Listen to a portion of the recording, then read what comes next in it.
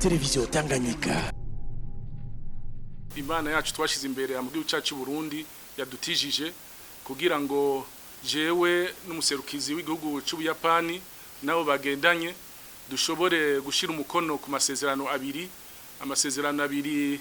agamije gusahiriza Burundi mu byo turiko turakora byo guteza imbere igihugu cyacu cy'u Burundi na cyane gushira mu ngiro yambona kazoza y'u Burundi bwifashe 2040 n'u Burundi buteye imbere 2060. Izo fashanyo rero ni fashanyo zibiri. Amasezerano ya mbere yari yerekeye ifasha bijanye no gufungura neza no kugerageza kugira umurundi wese ntaburi cyafungura kandi yongera afungure neza bimwe bita mu Gifaransa sécurité alimentaire. Akaba ari imfashanyo ingana hafi n'amafaranga umuriyoni w'amadolari w'abanyamerika. Amasezerano ya kabiri yarajanye n'imfashanyo yo kuduha ibikoresho bigezweho mu gisata c'amagara y'abantu.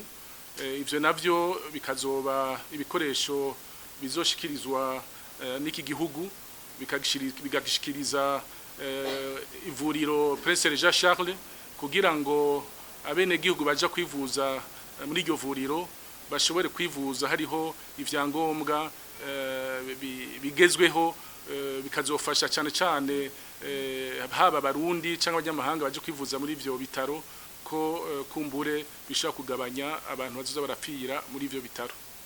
Muri rusange rero zifashanya ko ari zibiri. Subwa mbere igihugu cy'Ubuyapani kiduhaye ifashanyo mu bisata byinshi, bisata binyuranye, cyane ibisata igihugu cy'Ubuyapani gikunze kudufasha ni bisata bijanye n'inyubako za rutura nk'ibi by'ibivuko, amabarabara n'ibindi, ibijanye n'amagara y'abantu, ibijanye no gufungura neza, ibijanye n'inyigisho z'ubuhinga icyo twita formation professionnelle n'ibindi. Ni igihugu dusanganywe kuva 1963 umwaka umwe Burundi bwikukiye.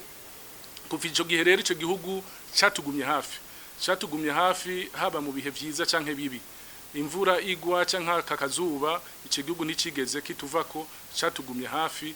Nico gituma subiye kwizina ry'umukuru w'igihugu cyacu cy'u Burundi hamwe no kwizina ry'abarundi bene wacu no kwizina ry'abo dukorana ngaha, subiye gushimira ndabicishije ku muserukizi w'igihugu cy'Ubuyapani, gushimira leta y'ico gihugu kubone tuguma hafi ikazira dufasha idusahiriza mu ibikorwa turimwe bikomeye, muri urugendo turimwe rukomeye ruzodushikana mu 2060 igihugu cyacu cyabaye igihugu giteye imbere, igihugu cya rutura kumbure twatanga no kuza turafasha n'ibindi bihugu.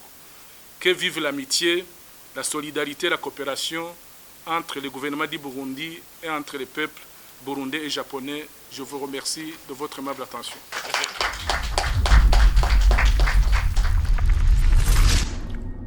Televiziyo Tanganyika.